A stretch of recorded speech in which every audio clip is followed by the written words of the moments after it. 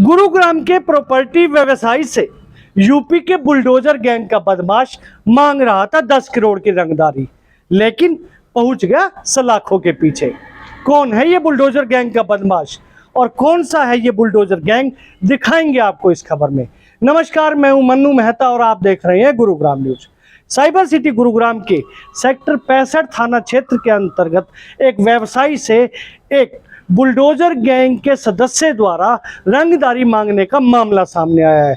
दरअसल एक युवक ने कुछ दिनों पहले ही एक व्यवसायी को फोन करके धमकाया कि उसे 10 करोड़ रुपए की रंगदारी चाहिए, वरना वो उसके परिवार को जान से खत्म कर देगा।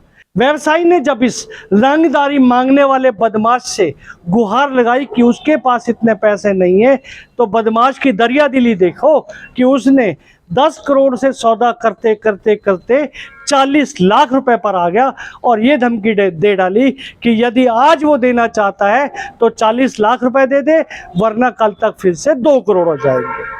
कुल मिलाकर जब इस बारे में गुरुग्राम पुलिस को सूचना दी गई तो पुलिस ने इस युवक के बारे में पूछताछ शुरू की और जब इसके मोबाइल डिटेल खंगाली गई और इसको जब पकड़ा गया तो हैरानी की बात ये निकली कि ये युवक खुद प्रॉपर्टी के कारोबार से जुड़ा था और इसका इतना घाटा हो चुका था कि इसने अपने ही जानने वाले यूपी के एक अन्य व्यक्ति को रंगदारी के लिए फ़ोन कर दिया और साथ में जोड़ दिया कि वो बुलडोजर गैंग से बात कर रहा है। लेकिन इस युवक की ये भी बात थी कि इसे पैसों की इतनी ज़्यादा जरूरत थी कि इसने 10 करोड़ की डील को 40 लाख रुपए पर लाकर खड़ा कर दिया।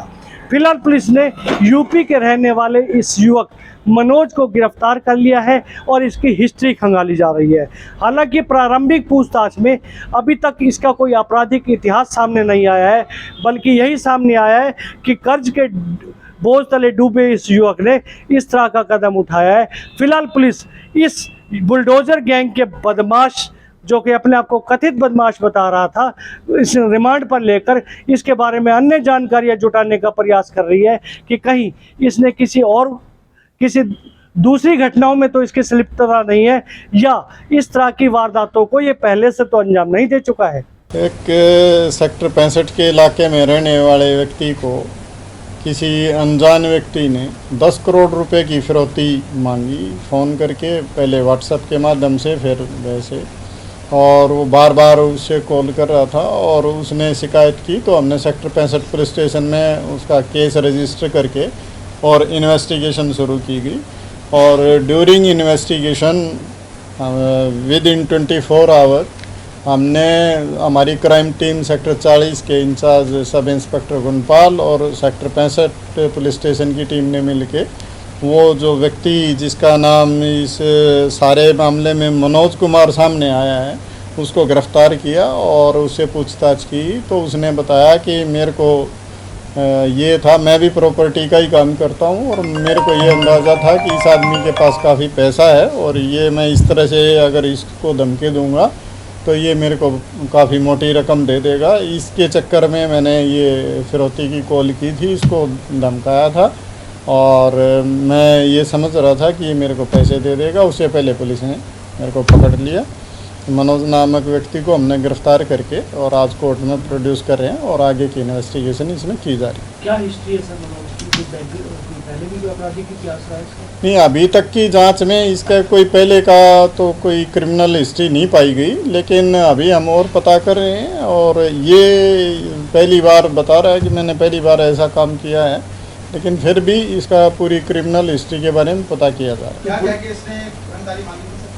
इसने कहा कि या तो तुम मेरे को 10 करोड़ रुपए दो और नहीं तो मैं आपके परिवार को ख़त्म कर दूंगा, इस तरह की बात की थी। और इसको ये भी कहा था कि अगर आज शाम तक पैसे नहीं दिए तो कल तुम ऑफिस नहीं पहुंच पाओगे। जब इसकी काफ़ी आपस में बातचीत हुई तो उन्होंने कहा कि भी इतने पैसे नहीं है हमारे पास, तो इसने डिस्काउंट भी काफ़ी किया और 40 लाख तक की बात पे सहमत भी हो गया था कि आज शाम तक अगर पैसे दिए तो 40 दो, नहीं तो फिर 2 करोड़ हो जाएंगे। इस तरह की बार्गेनिंग की जा रही थी इस सारे मामले में और हमने फिर उससे पहले ही इसको कैच कर लिया।